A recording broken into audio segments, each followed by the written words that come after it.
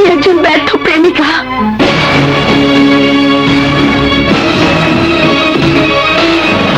আমি আমার বুকের সব ভালোবাসা, মন প্রাণ আরেকজনকে দিয়ে নিঃস্ব হয়ে গেছি।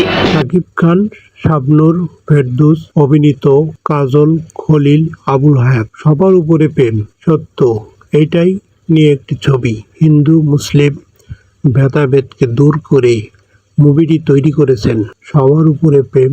ছবিটিতে শাকিব খান এবং শাবনূর থাকেন হিন্দু পরিবার এবং মুসলিম ঘরে জন্মগ্রহণ করেন নায়ক ফেরদৌস এবং শাবনূরের বাবা আবুল হায়াত এবং ফেরদৌসের বাবা থাকেন খলিল রহমান। তারা দুইজনেই অপর দুই প্রান্তে বন্ধু এবং ঘনিষ্ঠ বন্ধু। তারা ভেদাভেদ বাদ রেখে তারা মুসলিম হিন্দু সবাই সমানভাবে অধিকার দিয়ে বেঁচে আছে।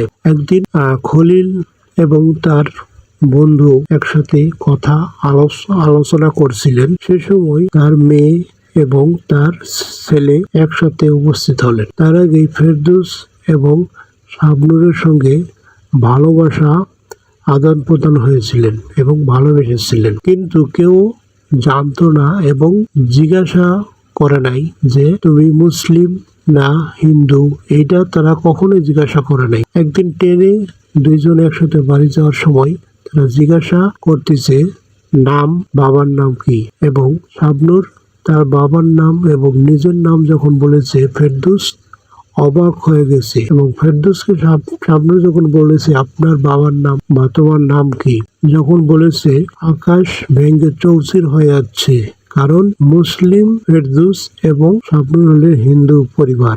এই হিন্দু আর মুসলিম নিয়ে এই কাহিনী, ছবিটি অসাধারণ মুভি করেছেন এবং প্রত্যেকের ডায়লগগুলো খুব সুন্দরভাবে ডেলিভারি করেছিলেন। আপনাদের কাছে কেমন লেগেছেন বলবেন। আমি পার্ট 2 নিয়ে আসবো আপনাদের মাঝে। সকলকে ধন্যবাদ।